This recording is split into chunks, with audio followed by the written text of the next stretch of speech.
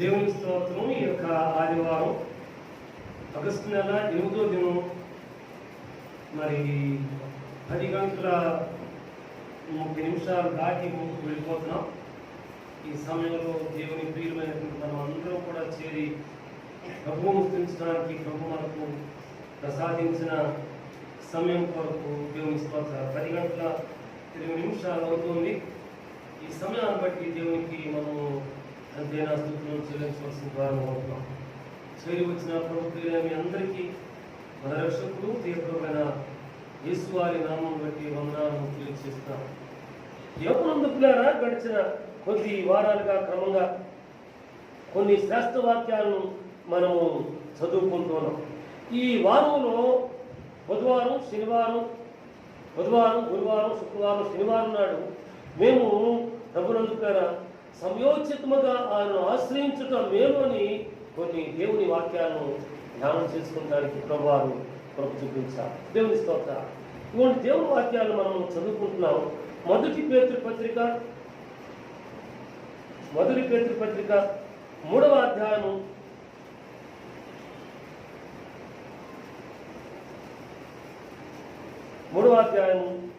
17-18 వచనాలు మనం చదువుకుంటున్నాం. 17-18 వచనాలు.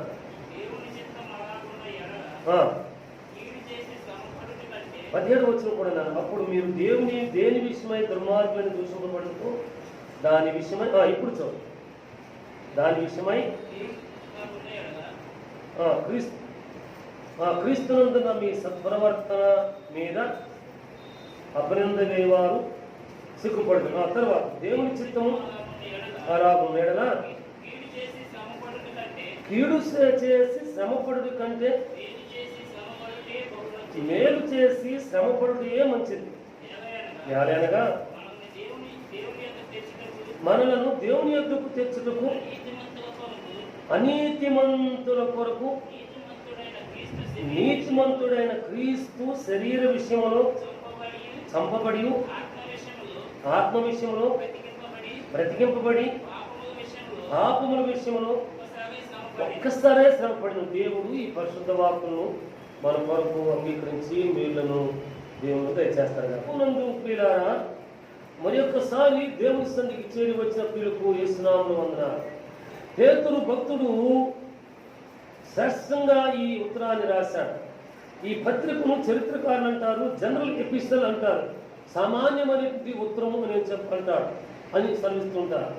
పేతురు ప్రభువును కలిగిన వాడుగా అయింది, రాయిగా దేవుని సందులో ఉంటూ దేవుని కొరకు జీవిస్తానని సెలవిచ్చి వంకిన మాటలమే మరి వెనువెంటనే సమయము తడవు లేకుండానే పశ్చాత్తాపంతో ఏడ్చి పశ్చాత్తాపంతో విడుదల పొందినటువంటి భక్తుడు ఈయన.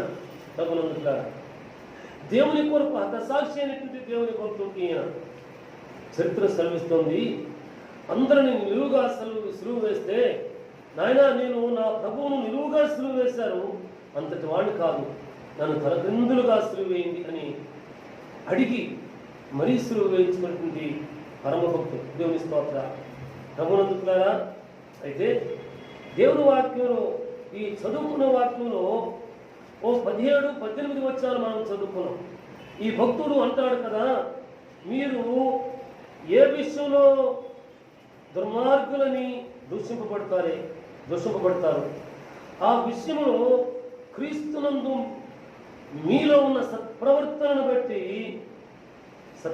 బట్టి అపనింద వేయవారు సిగ్గుపడతారంటే మనం దేవుని సందులో మంచి ప్రవర్తన, మంచి ప్రార్థన, మంచి నిరీక్షణ, మంచి వాక్కు కలిగి జీవించబద్ధముగా మనం ఉంటున్నాము అన్నమాట. అంటే మన జీవన యాత్రలో ఎదురవుతున్న ప్రతి శోధన కావచ్చు, అభిత్రాత్మ కావచ్చు, శ్రమ కావచ్చు, దుఃఖం కావచ్చు, ప్రభునందుకులారా వీటి నుండి మనను విడుదలలోనికి నడిపించేటువంటి వారు. శ్రమ వచ్చిందా ప్రభునందుకులారా, ఈ శ్రమ నా ఒక్కరికి మాత్రమే వచ్చింది అనుకోవద్దు, నన్ను మాత్రమే దేవుడు శోధించడానికి అనుమతించాడు ఎందుకు అని అనుకోవద్దు. యోగు మహానుభావుడు అన్నాడు, యెహోవా ఇచ్చెను, యెహోవా తీసుకుని పోయాను, ఆయన నామమునకు స్తోత్రము కలుగును గాక. ప్రతి విషయంలో కూడా స్తుతి చెల్లించిన వాడుగా ఉన్నాడు, ప్రభువును ఘనపరిచిన వాడుగా ఉన్నాడు. తర్వాత భాగంలో అంటాడు భక్తుడు, దేవుని చిత్తము ఆ రీతిగా ఉండి ఉంటే కీడు చేసి శ్రమపడు కంటే మేలు చేసి శ్రమ అనుభవించడమే మంచిది. కీడు చేస్తూ ఉంటాం, అన్యాయం చేస్తుంటారు సమాజంలో, అక్రమం చేస్తుంటారు సమాజంలో, క్రోధం ఏదేదో చేస్తుంటారు సమాజంలో. అటువంటి వారికి చాలామంది ఉంటారు. అంటే ఆయన చాలా మంచివాడండి, అటువంటి వాడు కాదని అంటారు. వారు సునాయాసంగా తీర్పు నుండి విడుదల పొందుతుంటారు. నీతిమంతుల పక్షంగా ఎక్కువ మంది ఉండరు. ఆయన ఏంటో మాకు తెలియదండి, ఆయన జీవితం ఏంటో ఆయన ఏంటో అని చెప్పుకుంటుంటారు. నీతిమంతులు మాత్రమే శ్రమను ఎదుర్కొంటుంటారు, అవమానం ఎదుర్కొంటుంటారు. అయితే తమనుకుంటారా, మేలు చేసి శ్రమ పడుట మంచిది. ఈ శ్రమ ఎవరికి వస్తుంది అంటే దేవుని సన్నిధిలో నమ్మకమైన పరిచారకులకు మాత్రమే, నమ్మకమైన విశ్వాసులకు మాత్రమే, నమ్మకమైన సాక్షులకు మాత్రమే ప్రభునందులారా ఇటువంటి శ్రమలు వస్తుంటూ ఉంటాయి. ప్రభునందులారా అయితే ఈ శ్రమ మనకు ఏం తెచ్చిపెడుతుందంటే బహుమానము తెచ్చిపెడుతుందని దేవుని వాక్కును ధ్యానం చేసుకుంటూ నేను నేర్చుకున్నాను. పౌరు భక్తులు అంటారు, అనేక పర్యాయాలు వాడ ప్రమాదాలు, అనేక పర్యాయాలు కొరడా దెబ్బలు, అనేక పర్యాయాలు ప్రయాణం గురించి నిందలు, అనేక పర్యాయాలు రాజులు రాణులు మంత్రులన్నింటిని పడేటువంటి వారి యొక్క శ్రమలను ఎదుర్కొన్నారు. ఆ భక్తుడు ముగింపులు అంటాడు, మంచి పోరాటం పోరాడాను, నా పరుగును కడముట్టించాను. ఇక ముందు నాకు దేవుడు జీవకీర్తం ఉంచాడు. నా ఒక్కడికేనా కాదు, నాతో పాటు ఆయన ప్రత్యక్షతను పొందబోతున్న ప్రతి ఒక్కరికి కూడా ఈ బహుమానమును దాచిపెట్టాడంటాడు. అవును ప్రభునందులారా, ఈ రీతిగా నేను ధ్యానం చేసుకుంటున్నప్పుడు నాకు ఒక తలంపు వచ్చింది. అవును, గతిస్థాపనంలో చేరుతున్న మేమందరం కూడా బహుమానం కొరకు, పరలోక రాజ్య ప్రాప్తి కొరకు, ఆయన ఇచ్చేటువంటి జీవక్రీతం కొరకు, పరిశుద్ధత కొరకు ఎదురు చూస్తూ ఉన్నాము కదా. అయితే మన కుటుంబంలో ఒకరు ప్రార్థన చేయమన్నారు, సంఘములో నుండి ఒకరు ప్రార్థన చేయండి అంటే ప్రార్థన చేయడానికి మౌనం ఉండిపోతున్నాం కదా, బహుమానం ఎట్లా దొరుకుతుందబ్బా అని ఒక ప్రశ్న వేసుకున్నాను. రెండవది, చాలామంది ప్రార్థన చేయించుకుంటున్నారు కదా. సదృష్టమై గారు మా నాన్నగారు కూర్చున్నప్పుడు నేను ఈ దినాల్లో ఎవరైతే ప్రార్థన చేయించుకున్నారో వారి పేర్లన్నీ కూడా గుర్తుపెట్టుకుని వారి కొరకు ప్రార్థన చేశారు, వారు మేలు పొందారు. లలితం గారిని ఒక అమ్మ ఉండేటువంటి నేను పరిచయంలోకి వచ్చిన ప్రాంతం ఒక శనివారం నాడు పగలు దేవస్థానం పడిపోయానేమో గుర్తులేదు, రాత్రి 7 గంటలకో 7:30 గంటల లోపు వచ్చి పరిశుద్ధ స్థలంలో కూర్చుని, అక్కడ భాగ్యలక్ష్మి తన కూతురు వీడు కూర్చున్నారు. అక్కడ పరిశుద్ధ స్థలం ఉండేది. అక్కడ కూర్చుంటే దేవుడు ఉండేది, దేవుని బిడ్డలు దేవుని కూర్చునేటువంటి వారు. అక్కడ కూర్చుంటే ఆయమ్మ ముందుగా వచ్చి కూర్చుని ఇంకెవరు కూడా నేను అమ్మగారు, అయ్యా పెద్దబాబు వందనాలు, అమ్మ వందనాలు. మరి అయ్యగారు ఒకసారి 2 సార్లు దేవుని బిడ్డతో ఒక మంచి పాట అనేవాడు. అయ్యా ఏమంటే ఏం తప్ప అనుకుంటే, ఆ మనది మీలో ఎవరైనా బలహీనగా ఉన్నారా, ఇరుకులతో ఉన్నారా, రుణాలతో ఉన్నారా, శోధనతో ఉన్నారా, దుఃఖంతో ఉన్నారా, ధర్మపడుతున్నారా, నాకు చెప్పండి, నేను ప్రార్థన చేస్తాను. ప్రభువారి ప్రార్థన కూర్చొని ప్రభువారి ప్రార్థన ఆలకిస్తారు. హల్లెలూయా. ఆ మాట జ్ఞాపకం వచ్చింది నాకు. అవును కదా, పరిచారకుడు నేను ప్రభునందుకులారా. అయితే నేను ప్రార్థన చేసేవాడు ఉన్నానా, మేలు చేసి శ్రమ పడుటయే మంచిది అని ప్రభువారు చదివిస్తున్నారు కదా. చాలామంది ప్రార్థన చేస్తున్నారు. పెద్దలు అమ్మలు వస్తారు, అయ్యా ఈ నొప్పులన్నీ ఉన్నాయి అని చెప్తారు. తప్పకుండా ప్రార్థన చేద్దామా. ఇంకొక అమ్మ వస్తుంది, అయ్యా నాకు బాగుంటా, మీ అంకులకి బాగుంటా, ఏంటో ఇద్దరం ఉంటున్నాం, మందుగళ్ళు అమ్మ మందు వేసుకున్నారా, ఇస్తున్నానయ్యా నేను కూడా ఇసుకుంటానులే అయ్యా అంటున్నా అమ్మ. లేదులే అబ్బాయిలు వచ్చి వెళ్తున్నారులే, కానీ ఏంటో ఒంటరిగా ఉంటున్నాం, భయం వేస్తూ ఉంటుంది, ఫోన్ చేసి గప్పుకొని పరిగెత్తుకొస్తారు. ముగ్గురు కొడుకు ఒకరి తర్వాత ముందు ఈ రీతిగా ఒక్కొక్కరు జ్ఞాపకంలోకి వచ్చారు. వీరందరి కోసం నిజంగా నేను ప్రార్థన చేస్తున్నానా అని నన్ను నేను ప్రశ్న వేసుకున్నాను. దేవుని బిడ్డ చాలా శ్రేష్టమైన వాక్యాన్ని మనం ధ్యానం చేసుకుంటానికి దేవుడు దయ చూపిస్తున్నాడు. ఒకవేళ మేలు చేసి శ్రమ పడుతున్నామా, అది మంచిదేనట. అయితే ఇక్కడ ఒక విషయము ప్రభునందులారా మీతో చెప్పనివ్వండి. దేవుని వాక్యంలో ఒక శ్రమ వస్తే దాని గురించి వేదనించండి. నేను చాలాసార్లు చెప్పాను. మరి ఒకసారి ఈ సందర్భం చెప్పండి. శ్రమ వచ్చినప్పుడు, కష్టం వచ్చినప్పుడు, అయ్యా ఇప్పటికిప్పుడు చచ్చిపోతే ఎంత బాగుందో అన్నవాడు నేను చాలామందిని చూశాను. నేను అంటాను, అటువంటి వాడంటే ఈ చావుకు కూడా భయమే. చావు సస్తే వీళ్ళ జోలికి వినపడింది కదన్నమాట. ఈ చావు సస్తే వీళ్ళ జోలికి రాలేరా. వీడు దీర్ఘాయుగా బ్రతుకుతుంటారు. అబ్బే మేము అన్యాయం చేసేవాళ్ళం కాదు, అక్రమం చేసేవాళ్ళం కాదు. ఎవరికి రవంత మోసం ఏది తలంపులోనో, మాటలోనో, ప్రియులోనో, వడ్డీలోనో, ఆస్తిలోనో, అంతస్తులోనో రవ్వంత మోసం చేసేవాళ్ళం కాదని వీళ్ళు చెప్పుకుంటుంటారు. నేను చూశాను, నా చిన్ని పరిచయం చూస్తాను. దేవుని బిడ్డ, శ్రమ వచ్చినందుకు నీవు కీడు చేయటం బట్టి శ్రమ వచ్చిందో, నిజముగా దేవుని ప్రియపెట్టుగా అయింది మేలు చేయటం బట్టి శ్రమ వచ్చిందో ఎందుకు పరీక్షించుకోవు? జీవితం ఇక్కడ ముగింపు కాదే. ఈరోజు నిన్నటి కాలం మొన్న 2-3 రోజుల క్రితం వార్తల్లో నేను ఉన్నాను. టీవీ 9 వార్తలు ఉంటుండే వివాహమైంది. ప్రభునందులారా, ఏదో ప్రాంతం నుండి తెలంగాణ వచ్చి ఉంటున్నారు. యజమానుడేమో డ్యూటీ పనిపాటుకు వెళ్ళాడు. ఈ అమ్మ దేవునికి స్నానాలు ముగించి చక్కగా ముస్తాబై తనకున్న చీరలు మంచి చీరలు కట్టుకొని హారతిస్తుందట. హారతిస్తుంటే హారతి ఈ దీపం గప్పుకుని ఆరిపోయిందట. ఈ కుంకుమ బొట్టు పెట్టుకుందామని ఈ బరిని పెట్టుకుని బొట్టు పెట్టుకోపోయేసరికి ఈ బరిని జారి కింద పడిపోయిందట. అపశక్తులుగా భావించి ఏం చేసుకుంది, అనుకున్న చున్నీతో వేలాడేసేసుకుంది. నా ముందు ప్రాణం పోయింది. మన దేవుడు అటువంటి వాడు కాదు. ఎందుకు చెప్పొచ్చు అంటే, చావును కోరుకోబోకు, మరణం కోరుకోబోకు, జీవితాన్ని ముగింపు కోరుకోబోకు. నేను ఎప్పుడో చెప్పాను, ప్రభునందులారా, నాకు ఏదో తెలియని గలిగులు వచ్చింది. ఎదిలినా కానీ అప్పుడు టెలిఫోన్ పుస్తకాలు చిన్న చూడలేదు. మేము ఒక పేపర్ మీద అడ్రస్ రాసుకుని జేబులో పెట్టుకుని తిరిగేవాడిని. మెడ్రాస్లో జోసఫ్ కుమార్ అని కరంబూరు ఆ ప్రాంతం ఉంటాడు. అక్కడ ఉంటే ప్రభునందులారా, మా ఇంటి అడ్రస్ గంధ్యం నా స్నేహితుడి అడ్రస్ రాసి జేబులో పెట్టుకున్నాను.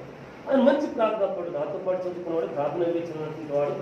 ప్రార్థన అప్పుడు బయలుదేరడానికి బయలుదేరాం. సిటీకి సెక్కాలి. ప్రార్థన చేసి నడిపింపు దొరికినట్లుంది. 5 నిమిషాలు ప్రార్థన బదులు 10 నిమిషాలు ప్రార్థన చేసి పనిచేసిన ప్రకారం, why do you want keep your address in your pocket అని అడిగాను. మీ అడ్రస్ని నీ పాకెట్లో ఎందుకు పెట్టుకోవాల్సి వచ్చింది? దేవునికి తెలియకుండా ఏది కూడా జరగదు, అడ్రస్ తీసి అని చెప్పారు. అప్పుడు నవ్వి నిదానంగా లేదే అని చెప్పి జస్ట్ వాక్యాన్ని చెప్పి నడుస్తుంటే చేతులు కాకి తీసి నడిపి వెనకాల మారేశారు. దేవునికి తెలియకుండా ప్రాణభయంతో బ్రతుకుతున్నా కానీ దేవుడు ప్రాణాపాయాన్ని దేవుని నీ దగ్గరకు రాను.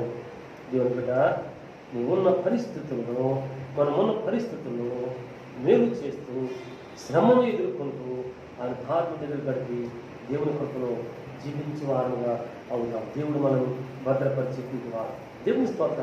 ఇందుకు మేము గడిచిన దినాల్లో హెబ్రీ పత్రికలోనే 4వ అధ్యాయంలో ఈ వచనాలు సంయోచితముగా అనే వాక్కును ధ్యానం చేసుకుంటూ ఈ వాక్కులు మేము చదువుకున్నాం. ప్రభునందుకున్న ఏ వాక్కులు అంటే 4వ అధ్యాయం హెబ్రీ పత్రిక 4వ అధ్యాయం 14, 15, 16 వచనాలు మనం చదువుకుంటున్నామండి.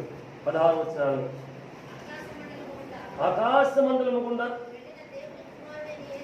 యేసు అను గొప్ప ప్రధాన యాజకుడు మనకు ఉన్నాడు కనుక మనం ఒప్పుకొని దాన్ని గట్టిగా చేపట్టుదు. మొదటిది, మనకు ఒక ప్రధాన యాజకుడు ఉన్నాడు. మేలు చేసి ప్రార్థించి వాక్యధ్యానం చేసి సాక్ష్యం చెప్పి నీతిగా జీవిస్తూ మన జీవన యాత్రలో ప్రభునందుకున్న మన అడుగుడులో, మన మాటల్లో, మన ఉద్యోగతరంలో న్యాయం చేస్తూ శ్రమను అనిపిస్తున్నామా? అది దేవుడు చూస్తున్న వాటైతే ఇక్కడ మన పక్క ప్రధాన యాజకుడు ఉన్నాడు. మనం ఒప్పుకొనిన జీవిస్తున్న ఈ జీవన యాత్రను గట్టిగా చేపట్టువారుగా ఉండాలట. దేవుని స్తోత్రం.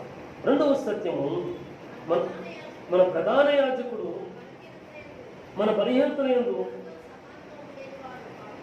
సహానుభవం లేనివాడు కాడు, కానీ సమస్త విషయములలోనూ మన వల్లనే శోధింపబడినను ఆయన పాపం లేనివాడుగా ఉండేది.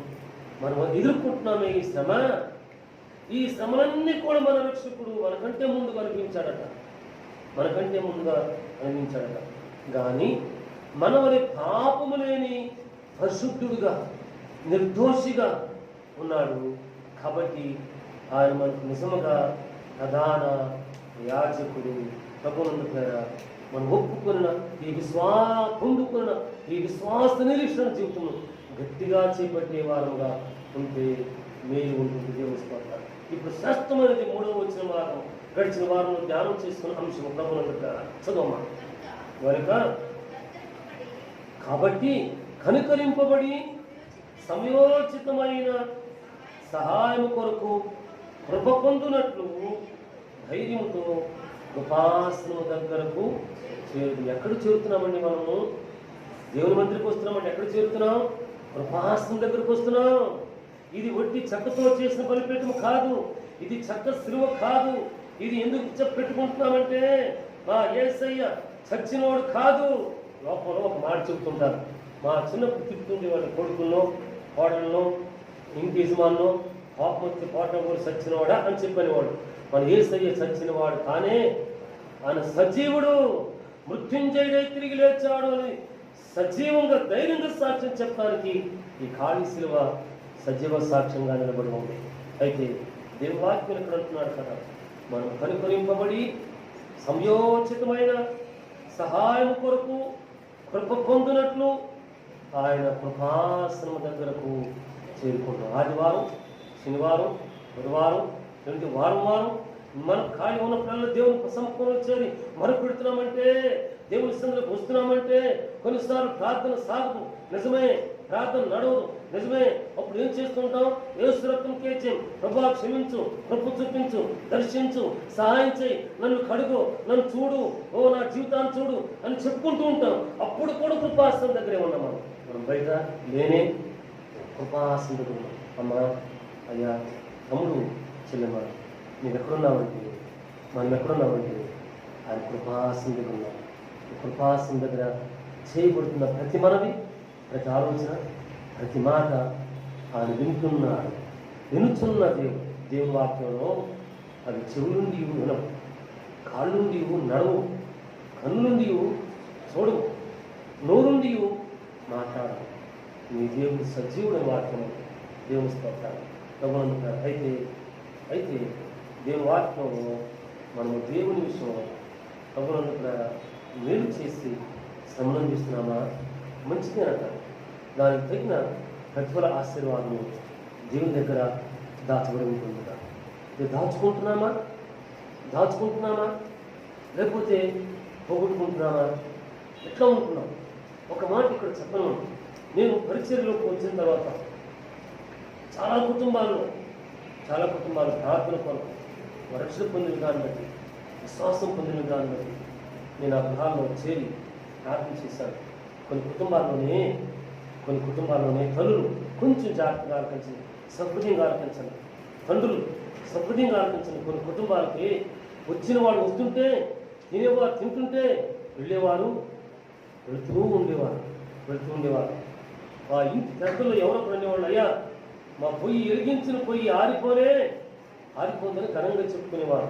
కానీ ఒక సమయం వచ్చేసరికి ఆ ఇల్లు నిజముగా ఆరిపోయినాయి. మన్నించాలి ఈ మాట, నిజముగా ఆరిపోయినాయి. వెనక బిడ్డలేంటో, కుటుంబం ఏంటో, భవిష్యత్తు ఏంటో చూడకుండా వచ్చిన వారికి వచ్చినట్టు ప్రేమ చూపించారు. ప్రభునందులారా, వీడు ఏమీ లేకుండా అయిపోయారు. ఒక పెద్ద ఆయన చెప్పాడు నాతో, అయ్యగారు ఓ పెళ్ళిళ్ళకో ఓ ఏదో అయితే అయ్యా అమ్మాయి ఉందిరా నువ్వు నీ చెయ్యి ఉండాలంటే ఈ చేతిలో పెడితే ఈ జేబులో పెడితే 5,000 వస్తుందా 10,000 వస్తుందా 15,000 వస్తుందా కూడా తెలియకుండా ఇచ్చాడంట. ఇప్పుడు వాళ్ళు ఎవరు మోపం చూపించడానికి ఇష్టపడతారా? ఇష్టపడరు కాదు, ఇష్టపడరు. మేము అనుకుంటున్నామేమో అబ్బో మా ఇల్లు వెలిగించిన పోయి ఆరిపోకుండా తిరుగుతాను దివ్యం అంటానేమో. ఏమి ఉండదు, ఆరిపోయి ఉంటాము. వెనకాల నీ బిడ్డలకు ఏమి లేకుండా చేస్తాం. చేసాక ఆలోచించేయి. అట్లా అయిపోయిందేమో నీ బిడ్డల జీవితం, ఆలోచించేయి. అవును, కృపాసన దగ్గర ఉన్న మాట నిజమే, కృపాసన దగ్గర ఉన్న మాట నిజమే, జీవన పొందుతున్న మాట నిజమే. ఆ రీతిగా చేసేమో ఆలోచించేయి. ఒకవేళ ఒక మాట కూడా మీ అనుమతితో నేను పలుకుతాను. ఒకవేళ ఎవరికి తెలియకుండా ప్రాముఖ్యులన్నీ బిడ్డలు తెలియకుండా వడ్డీలో అయ్యో తిప్పామనుకో, ఆ తిప్పిని ఎవరికి ఇస్తామంటే ఇవ్వవలసిన అందరికి సమానంగా ఇవ్వు. నీ ప్రాణానికి దగ్గరగా అతుక్కున్న వాళ్ళకి ఇస్తావు. అన్యాయం కదది, అక్రమం కదది, మోసం కదది, దోషం కదది.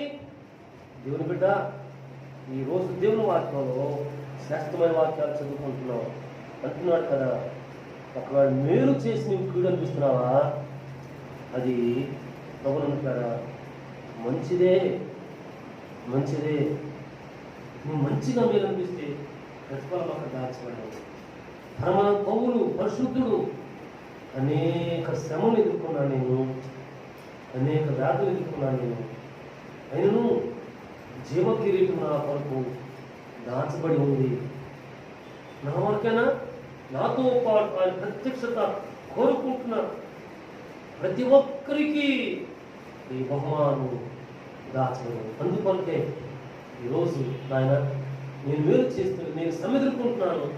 ఈ శ్రమను బట్టి నీ స్తోత్ర, ఒక మేలు చేసి నేను శ్రమ అనిపించడం మంచిదయ్యా. ఈరోజు నేను వాక్యం వచ్చానయ్యా అని నువ్వు దేవుడి దగ్గర ప్రార్థన చేయి.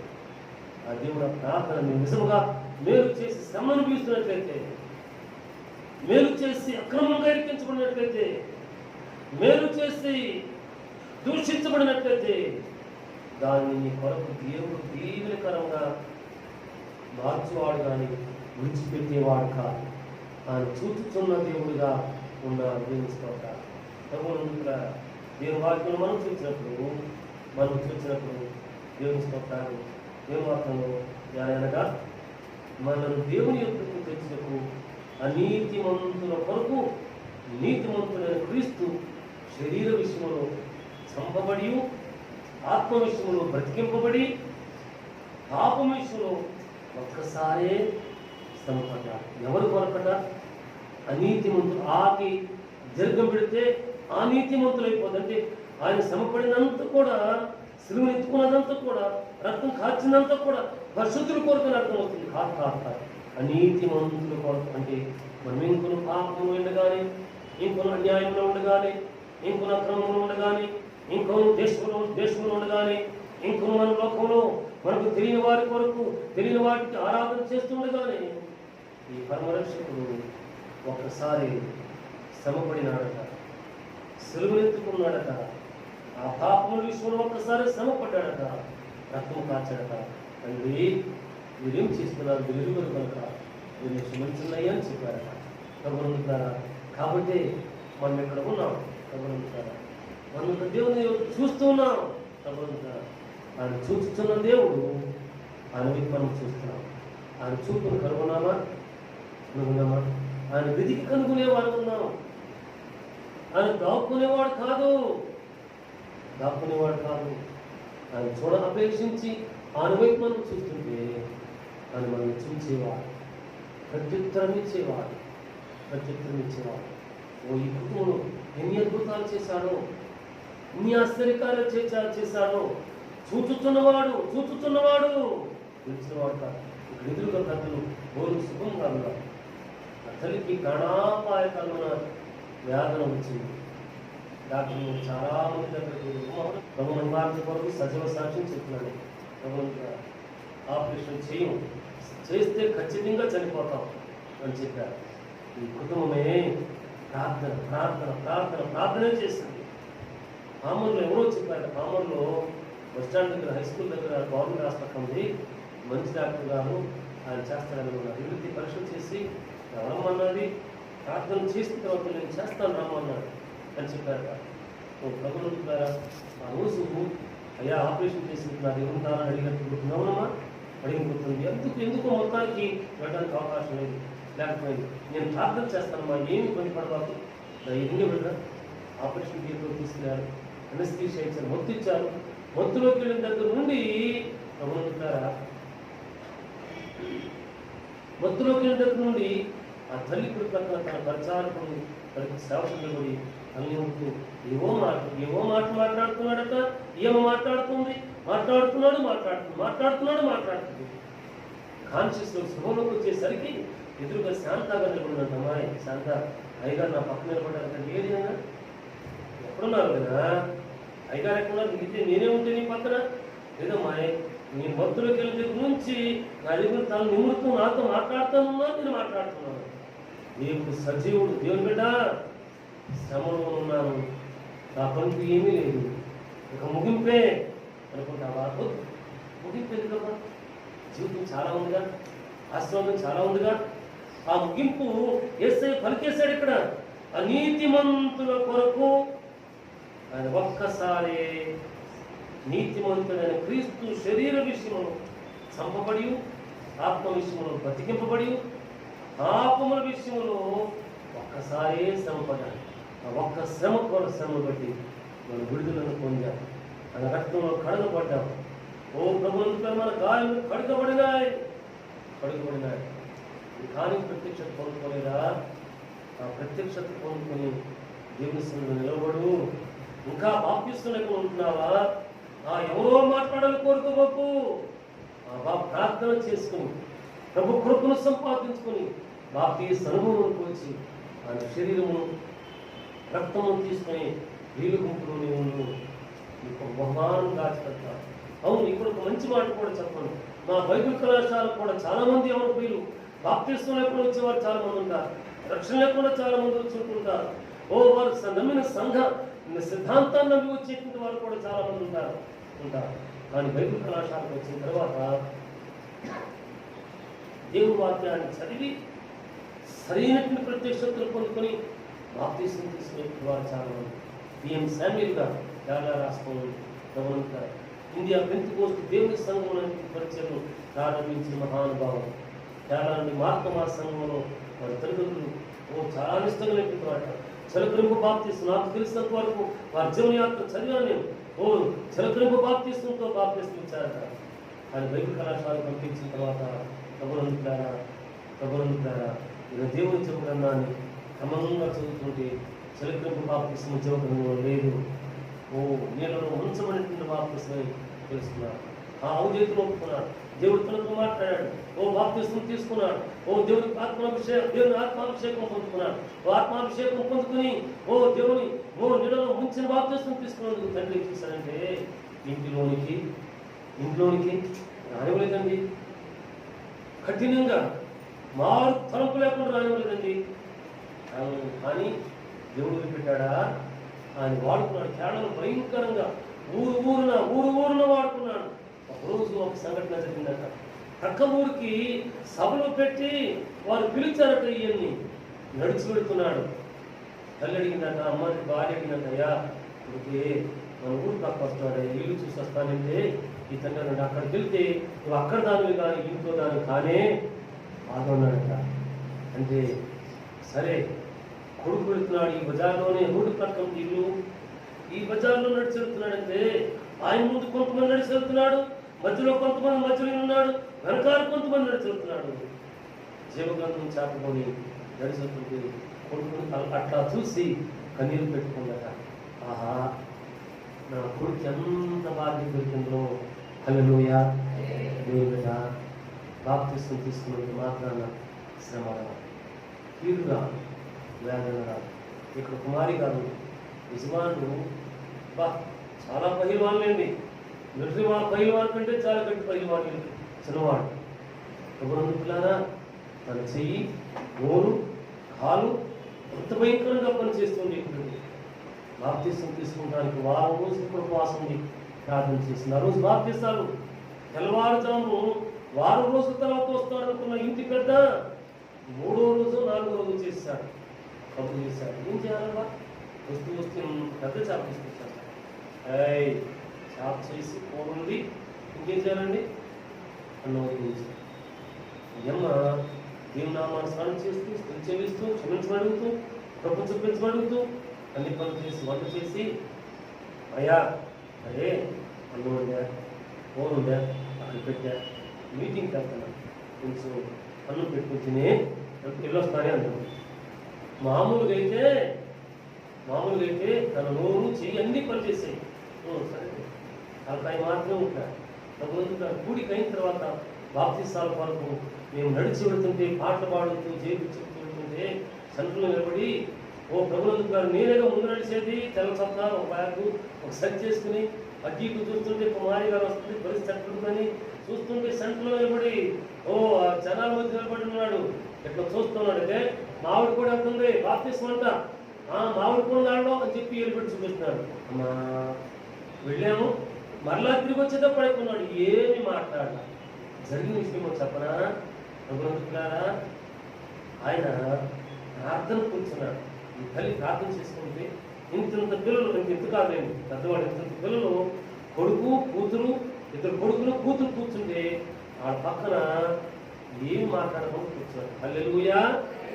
దేవుని బిడ్డ ఒకసారి శ్రమ పడ్డాడు. ఆ శ్రమ ద్వారా, రక్తం ద్వారా మనం దాని పరిశుద్ధులు చేర్చాలి.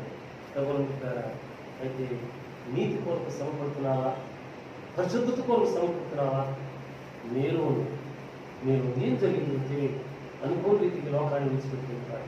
ఆ బిడ్డలను అయితే విడిచిపెట్టాలి. అప్పుడప్పుడు మేము ఇద్దరు కూర్చొని జ్ఞాపకం చేసుకున్నప్పుడు, మాట్లాడుకుంటున్నప్పుడు మేము ఏమోలే దేవుడు ఆ బిడ్డను వదిలిపెట్టాలి. మా తమ్ముడి కోసం ఒక సంగతి చెప్తాను. సండే స్కూల్లో కూర్చునేవాళ్ళు చెప్పనా? అలేదే ఏమనుకోగా నువ్వు సండే స్కూల్లో కూర్చుని ఎదురు కూర్చున్నానా? సీత, సురేష్, రాజేష్ ఎదురు నా వచ్చి ఉన్నామంట, కూర్చోం ఎదురు. మీరు చాలా మంచి వాడు, తిరిగారా, ఇంకోసారి తిరుగు అని చెప్పి ఇంకో పక్క తిరిగేవాడు. ఇప్పుడు ఈ ముగ్గురు అర్థమైపోయారు, ప్రయోజకులైపోయారు.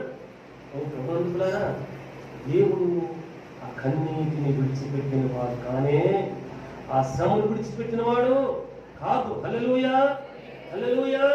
నీ శ్రమను దేవుడు విడిచిపెట్టడు, నీ కష్టాన్ని దేవుడు విడిచిపెట్టడు. ఎప్పుడంటే నీతిగా ఉంటే, పరిశుద్ధతగా ఉంటే, ప్రభు కృపను వెతికేంటి వారముగా ఉంటే, ఆయన అడుగు జాడల్లో సాగి వెళ్ళేవారుగా ఉంటే ఆయన మర్చిపోడు. నేను మర్చిపోతా, మన కుటుంబీకులు ఎవరైనా మర్చిపోతా. అయ్యా సంఘంలోనే చాలా మంది ప్రార్థన చేయమన్నారయ్యా, వాళ్ళ పేర్లన్నీ గుర్తులేదు కాబట్టి నువ్వు చూసుకో అని ప్రార్థన చేస్తా. నేను కొడుకు మీరు చేయడం, మీరు చాలా మంచివాడు. కానీ ఆయన మర్చిపో, ఆయన చూచుచున్న దేవుడు తెలుసుకోవాలి. భగవంతుడా, మేలు చేసి శ్రమ పడుట దేవుని సన్నిధిలో మంచిగా ఆశీర్వాదమట, ఆశీర్వాదమట. సమయోచితమైన సహాయం కొరకు ఆయన కృపాశ్రమ దగ్గర మనం చేరుకున్నట్టు వారమట. డిగ్రీ పత్రికలో మనం చదువుకున్నాం. ఇక్కడ కృపాసనం దగ్గర చేరాం. ఈ కృపాసనం సామాన్యమైన కాదు, ఇది పరిశుద్ధమైనది. ఇది ఒక వడ్రంగి మిషన్ చేసినటువంటి విడిపితే కానీ భక్తులు ప్రార్థన చేశారు. అనేక మంది భక్తులు దేవునికి స్తుతులు చెల్లించారు ఇక్కడ నుండి. అనేక మంది భక్తులు శ్రేష్ఠ వాకులు అందించారు ఇక్కడ నుండి. పరిశుద్ధ స్థలం ఉంది, పరిశుద్ధ స్థలం ఉంది. భగవంతులారా, భగవంతులారా, దేవుని సన్నిధిలోనే, దేవుని సన్నిధిలోనే ఈ పరిశుద్ధ ప్రాంతంలో గడపడానికి వెనుకంజ లేదు. పరిశుద్ధ ప్రాంగణంలో ఉండి దేవునితో మాట్లాడటానికి నువ్వు ప్రియపడవద్దు. నీ దేవునితో నీవే తిన్నగా మాట్లాడతావు. ఆయన మాట వినే దేవుడు జీవిస్తాక నాతో పాటు ప్రభునందుకులారా, మొదటి కొరింథీయులకు రాసిన పత్రికలో కొన్ని దేవుని వాక్యాలు ఉన్నాయి. వాక్కులు చదువుకుంటున్నాం. మొదటి కొరింథీయులకు రాసిన పత్రిక 7వ అధ్యాయంలో ప్రభునందుకులారా,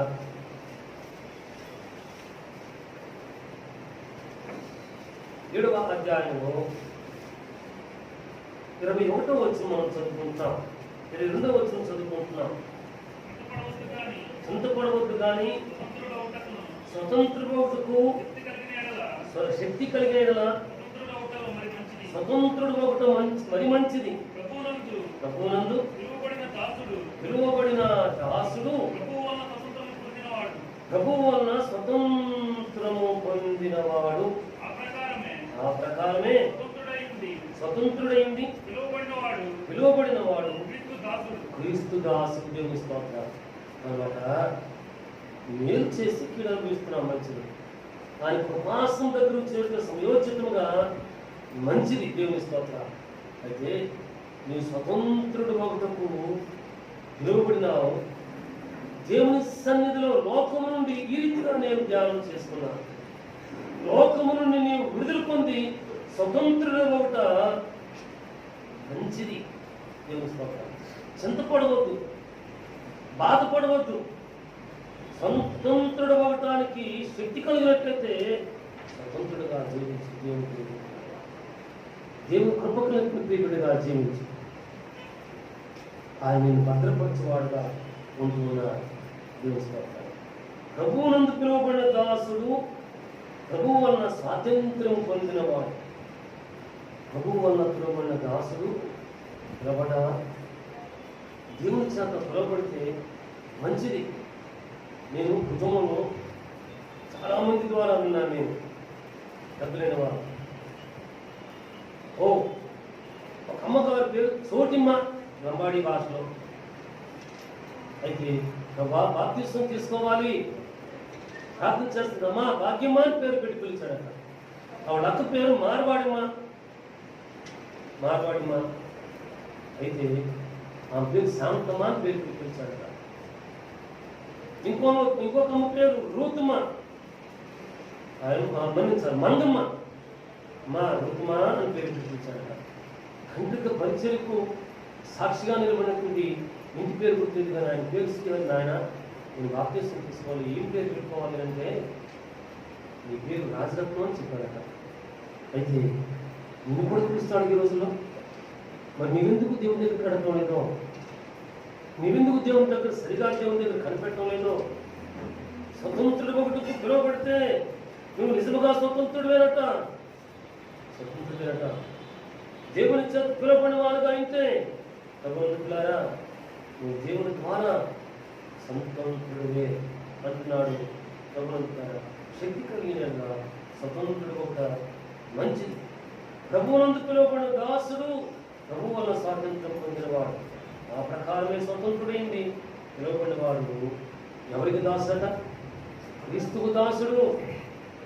లోకం నుండి లోకానికి దాసుడు. దేవుని చేత పిలువబడిన వారు ఏ రీతిగా స్వతంత్రులకు రావాలంటే పరిపూర్ణంగా స్వతంత్రానికి రా. మేలు చేసి శ్రమ పడుతున్నాం మంచిది దేవుని కొరకు. అయితే ఈ దేవుని వాక్యంలో దేవుని చేత పిలువబడి గుర్తించబడి ఎన్నిక చేయబడి దేవుని కొరకు స్వతంత్రంగా జీవించడం, ఆత్మలో జీవించడం, దేవుని వాక్కులో జీవించడం, దేవుని శిలువను మోసుకు వెళుతూ సాక్ష్యం చెప్పి జీవించడం మంచిది. మంచిది దేవుడు మనల్ని విడిచేవాక కృప చూపించేవాడు. మన స్వతంత్రులుగా ఆయన కృపలో వర్ధలడానికి ఆయన మనం నడిపించేది వాడుగా ఉంటున్నాడు. దేవుని స్తోత్రం. స్వతంత్రమయ్యామా ప్రభుత్వం మొదటి మాట మేలు కొరకు మేలు చేసి శ్రమ పడటం మంచిది. దేవుని బట్టి స్వతంత్రులుగా జీవించడం మంచిది. అయితే వంచన చేయటం మంచిది కాదన్నది. వంచన చేయటం మంచిది కాదు. ఈ లోకంలో చాలా రకరకాలైన వంచన జరుగుతున్నాయి, రకరకాలైన మోసాలు జరుగుతున్నాయి, రకరకాలైన అన్యాయాలు జరుగుతున్నాయి, రకరకాలైన అక్రమాలు జరుగుతున్నాయి.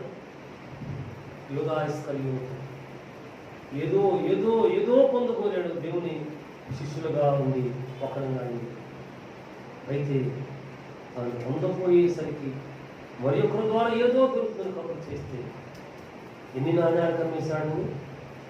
30 నాణ్యములకు ఈ పరమరక్షకుని. అది ప్రవచనం నెరవేరటం మంచిదే. కానీ ఈయన వంచన చేసుకున్నాడు. తన జీవితం కొరకు తాను వంచన చేసుకున్నాడు. చూద్దాం ఆ దేవుని వాక్యాలు. మత్తయి సువార్త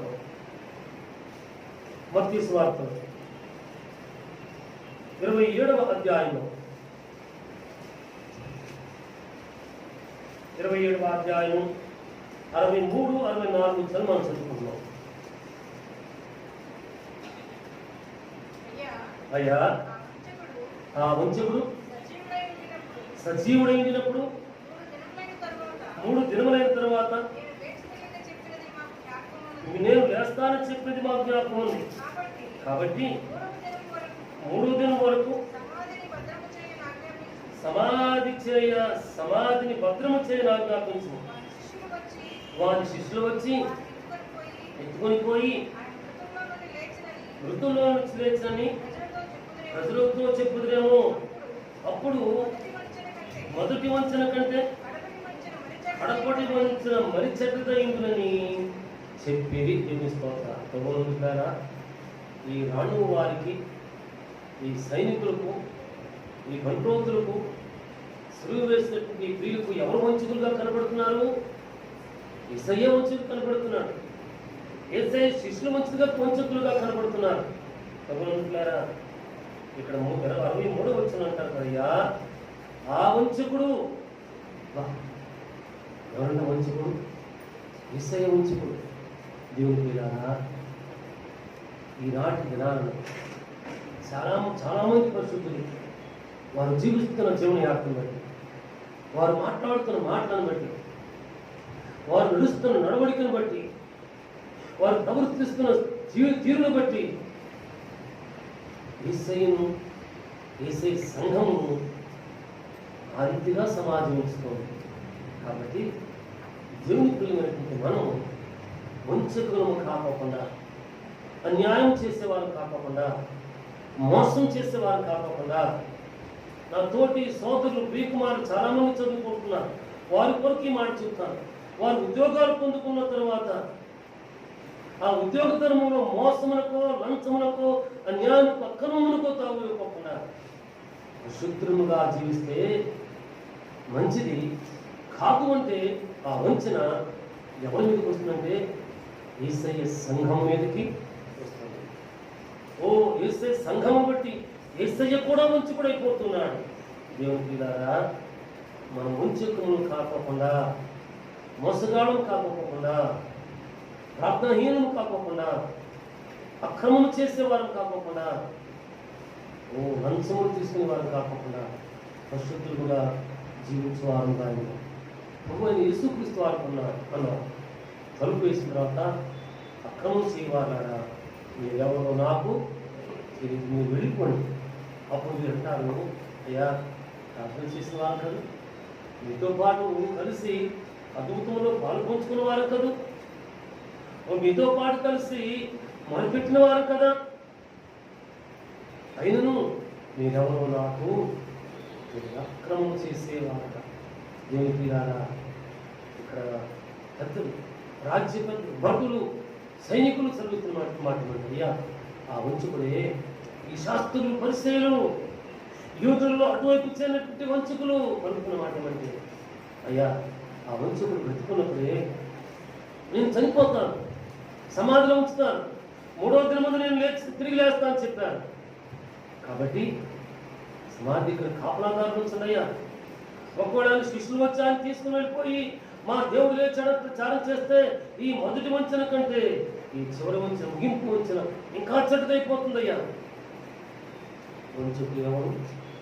ఇదే ఆ నీతిమంతుల కొరకు నీతిమంతుడైన ఈ పరిశుద్ధుడు ఒక్కసారి శ్రమపడిన వాడిగా ఉన్నాడట.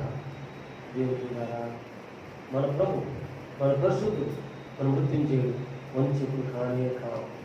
వంచకుడు ఎవరంటే మనమే. వంచులో ఉన్నామేమో, ఒక్కసారి ఆలోచించండి. ఇతరులను వంచిస్తున్నామేమో, అబద్ధ సాక్ష్యం పలుకుతున్నామేమో, వ్యర్థమైన మాటలు మాట్లాడుకుంటున్నామేమో. తమ్ముడు నా దగ్గరికి మా డాడీనో, రాజానో, రాజేషో, లేకపోతే పేతులు, ఇంకా ఎవరో తమ్ముడు ఖాళీగా ఉంది, అన్నయ్య ఖాళీగా ఉన్నావా అని వస్తుంటూ రావడం చూస్తుంటాం. చాలాసేపు మాట్లాడుకుంటూ ఉంటాం. మాట్లాడిన తర్వాత అయ్యా నేను చాలాసేపు ఎవరెవరి గురించి వస్తున్న మాటలు బాగాలేదులే మాట్లాడటం లేని చెప్పనుకుంటూ ఉంటాం. విస్తారమైన మాటలలో దోషం ఉండక నాను దేవుని బిడ్డ జాగ్రత్తగా ఉన్నాం. ఆత్మ సంబంధమైన మాటలు, ప్రార్థనా సంబంధమైన మాటలు, ఆత్మ సంపాదించే మాటలు, ఒక కుటుంబాన్ని సంపాదించే మాటలు మనకు కావాలి.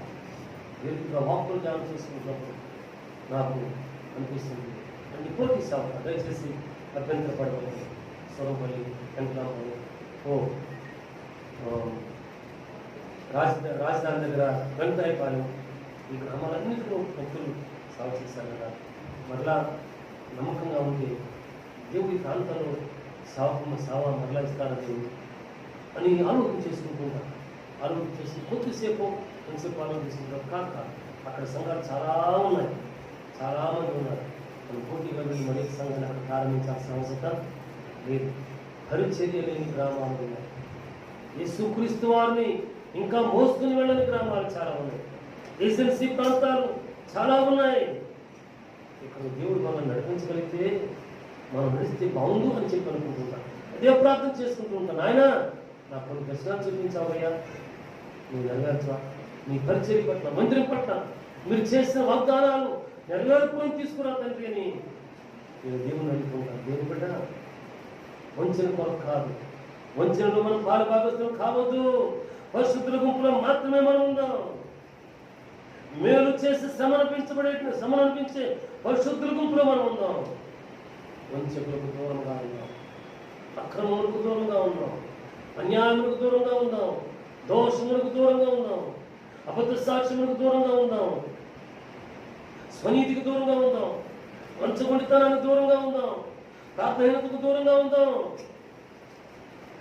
ఈ సంఘం ప్రార్థించే సంఘం ఇక్కడే గ్రీక్ మార్పు నలిస్తూ ఉంది. ఒకరోజు ప్రార్థన అయిన తర్వాత ఆరాధన జరగలేదు. ఆన్లైన్లో ఆరాధన అయిపోయింది. మేము కూర్చున్నాం, నేను నా భార్య కలిసి సహోదరు ప్రార్థించి మాటలో ఆ బిడ్డ అంది అన్నయ్య వాళ్ళెవరు ప్రార్థన చేశారు, వీళ్ళెవరు ప్రార్థన చేస్తారు అనుకుంటున్నారు. నాకు నచ్చల. ఈ కుటుంబం ప్రార్థన చేస్తే వాళ్ళు ఎన్ని మేలు జరిగినాయి. నా కూతురు పెళ్ళై 2 సంవత్సరాలు అయిపోయింది, ఏంటేంటో చెబుతున్నారు. మీరు జాషువా గారు గురించి ప్రార్థిస్తున్నారు, ఒకరోజు ఉపవాస ప్రార్థన చేశారన్నా. ఆంధ్ర అమ్మ ఎడబాబు నీ కూతురు కొడుకు ఎదురుగా వస్తుంది, ఎడబాబని చెప్పారు. నువ్వు చెప్పిన సంవత్సరం తిరిగి వచ్చేసరికి నా కూతురు కొడుకు ఎత్తుకొని వచ్చింది. ఈ సంఘం వృత్తి సంఘం కాదన్నా, ఎందుకు ఆ మాట నాకు చెప్పాలి. హల్లెలూయా. నేను సామాన్యమైన దేవుని బిడ్డను కాదు. ఇక్కడ కూర్చున్న ప్రతి దేవుని బిడ్డ, కృపాసనం దగ్గరకు చేరుకున్న దేవుని బిడ్డ, వాక్యం వింటున్న దేవుని బిడ్డ, త్యాగం చెల్లిస్తున్న దేవుని బిడ్డ. నువ్వు సామాన్యురాలు కాదు, నువ్వు సామాన్యుడు కాదు. నువ్వు కుడి ప్రక్కన నీ దేవుడు ఉన్నాడు, నీతో నీ దేవుడు ఉన్నాడు. ఇది దేవుడి నివాసం ఉండేటువంటి బెతస్తా కోనేరు. ఒకవేళ ఎవరైనా నీతో ఇక్కడే ఉంది, అక్కడ ఎక్కడో బాగుంది హహా అన్నారనుకో, దేవుని స్తోత్రం చెల్లించు. వాళ్ళు అటు ఇటు తిరిగేవాడు ఉంటారు కాక. ఇక్కడ ఒక ఆదివారం ఆరాధన చేస్తే మంగళ బుధవారాలు ఎక్కడో పరిగెత్తేవాడు ఉంటారు కాక. వాళ్ళు తిరిగేవాళ్ళు ఇప్పుడు తిరుగుతుంటారు. తిరిగే కాలు, తిరిగే నోరు ఏం చేయదంట, ఆగదంట, ఊరుకోదంట. తిరగనివాడు. నీవు తిరగబా, నీవు చెదిరిపోబోకు. దేవుడు నీకు నిర్మాణం చేసి ఇచ్చిన నీ దేవుని మందిరం పరిశుద్ధమైనది. ఈ కోనేరు పరిశుద్ధమైనది. వంచుకులైన వీరు యేసయ్యనే వంచుకులుగా ఎంచుకున్నారు. వంచుకులైన వీరు యేసయ్య శిష్యులనే వంచులుగా ఎంచుకున్నారు. అయితే మనం వంచుకులుగా ఎంచబడుకున్నట్టుకు మేలు చేసి శ్రమను ఎదుర్కొనడానికి దేవుని ప్రియులుగా జీవించేవారు ఆయన. దేవుని ప్రియులారా, జీవించేవారు. ఈ శ్రమలో దేవుడు మనకు సహాయము చేసేవాడుగా ఉన్నాడు, విడిచిపెట్టేవాడు కాదు. ఇదే దేవుని వాక్యంలో మత్తయి సువార్త 5వ అధ్యాయంలోనే మరొక మాట ఉంది. ప్రభు అంటారు 5వ అధ్యాయంలో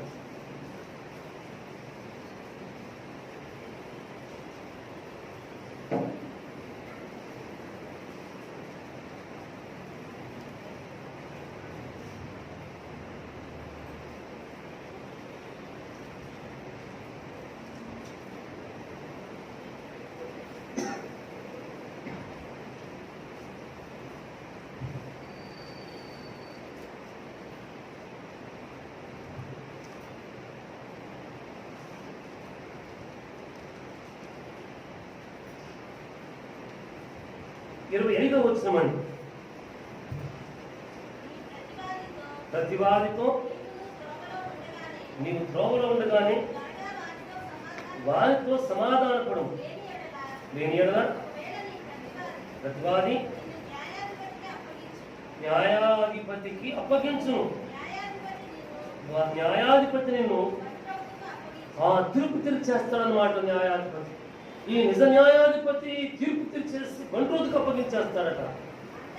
అంతటా నీవు చెరసాలలో వేయబడి వంచనకు దూరముగా ఉండమని, జాగ్రత్తగా ఉండమని, నీతిగా ఉండమని. ఇదే అధ్యాయంలో 33వ వచనం కూడా నేను చదువుకున్నాను. ఏమంటే, మరియు నీవు అప్రమాణము చేయక నీ ప్రమాణములను ప్రభువునకు చెల్లింపవాలని పూర్వీకులతో చెప్పబడిన మాట మీరు విన్నారు కదా. అవును, దేవుని స్తోత్ర. ప్రభునందుకున్నారా? వంచన ఉండొద్దు, అన్యాయం చేయొద్దు, అసమాధానం ఉండొద్దు. న్యాయాధిపతి దగ్గరికి వెళితే ఈ కేసు న్యాయాధిపతి తీర్పు తీరుస్తాడు, బంట్రోతు కప్పు చెప్తాడు, బంట్రోతు చెరసాలకు వెళ్ళే స్థితిగతులు మనకు. ప్రభునందుకున్నారా? నువ్వు ప్రమాణం చేస్తున్నావా? ప్రమాణం చేయొద్దు. ప్రభువులకు చెల్లింపవలసినటువంటివి ప్రభువులకు చేయక నీ ప్రమాణము ప్రభువులకు మాత్రమే. వద్దు అదను ఇదను ఏదో మాట చెప్పుకుని తుమ్ముతారు కప్పుకొని, మా సత్యం అని తుమ్మితే అని జరుపు చేస్తుంటాడు కాక. కాబట్టి ప్రమాణం చేయక నీ ప్రమాణములన్నీ కూడా, నీ నిర్ణయాలన్నీ కూడా ప్రభువులకు మాత్రమే చెల్లించాలని పూర్వీకులతో మనం రక్షించాలి. నీ ప్రమాణముల, నీ సీతల, నీ నిర్ణయాల దేవునితోనే చెల్లించాలి, దేవునికి అప్పగించాలి. అప్పుడు ఆయన వంచన నుండి, ప్రమాణం నుండి తప్పించి వాడుగా ఉంటున్నాడు. సామెత గ్రంథంలో ఒక వచనము జ్ఞాపకానికి వచ్చింది, చదువుకున్నాం. చూడండి, దావీదు కీర్తన తర్వాత 8వ వచనం. ఆలోచన లేక వ్యాజ్యమాడుటకు పోకము, నీ పొరుగువాడు నిన్ను అవమానపరిచి అంతమున నీవేమి చేయదు అని నీ వల్ల ఏమవుతుందంటాడేమో. ఆలోచన లేకుండా వ్యాజ్యమాడుకు, తగాదాలకి, అన్యాయానికి పోదు. నీ పొరుగువాడు నిన్ను అవమానపరిచి నీవేం చదువుతావో అని సవాలు విసురుతాడట. అయితే పొరుగువానితో తర్వాత వచ్చింటాడు కదా, నీ పొరుగువానితో వ్యాచమాడవచ్చు, కానీ నీ పొరుగువానికి గుట్టు బయటపెట్టదు. వాడు బ్రతికిది అని ఒకడు అతను చెప్తామో, అప్పుడు నిన్ను అవమానపరచు.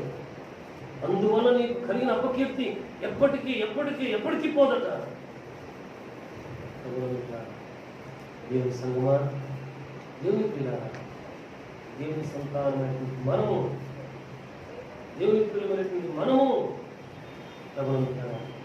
మేలు చేసి దేవుని సంఘంలో శ్రమను ఎదుర్కొనేవాడిని. దేవుని స్తోత్రం. వంచన జోలికిపోవద్దు, అక్రమము జోలికిపోవద్దు. ప్రభునందు పేరా తగాదాలు జోలికిపోవద్దు, జగడము జోలికిపోవద్దు. నిమిత్తంగా వెళ్ళామా, మన పరుని గుట్టు బయట పెడితే అది మరి కీడవుతుందట. అందుకే కీడులోకి మనం జారిపోతున్నాం. దేవుని సన్నిధిలో మనము మీరు మాత్రమే శ్రమను అనిపించేటువంటి వారము, మీరు మాత్రమే చేసేటువంటి వారము అవడానికి దేవుని వచ్చింది. తీర్పు పత్రికలో ఉంది మాటలు ద్వారా. తీర్పు పత్రికలో ఉంది. తీర్పు పత్రిక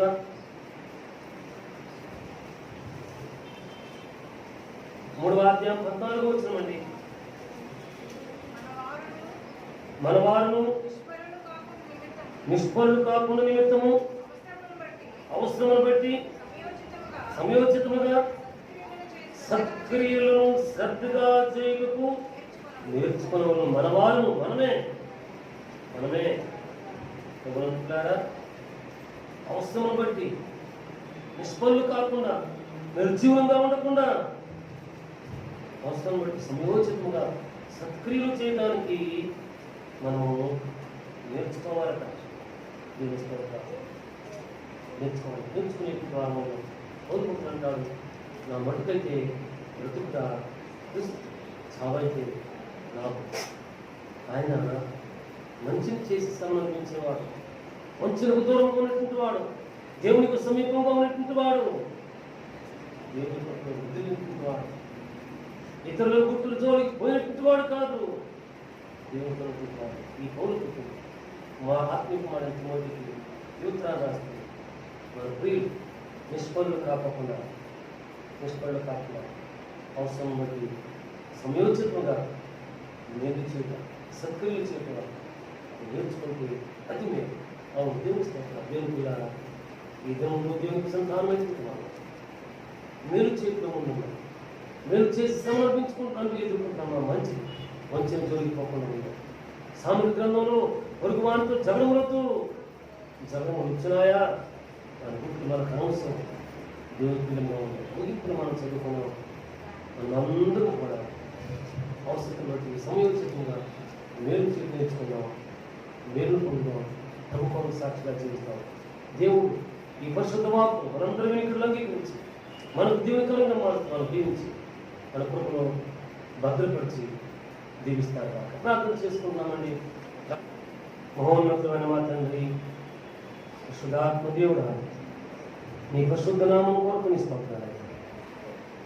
మేలు చేసి శోధన ఎదుర్కొంటాం మంచిదని, వంచన మంచిది కాదు అని, మా పొరుగు వారితో వ్యాజ్యమాడకూడదు అని, సమయోచితముగా మేము సత్క్రియలు చేతుకు సిద్ధపడితే మాకు మంచిదని మేము వాకులు చదువుకుంటాం.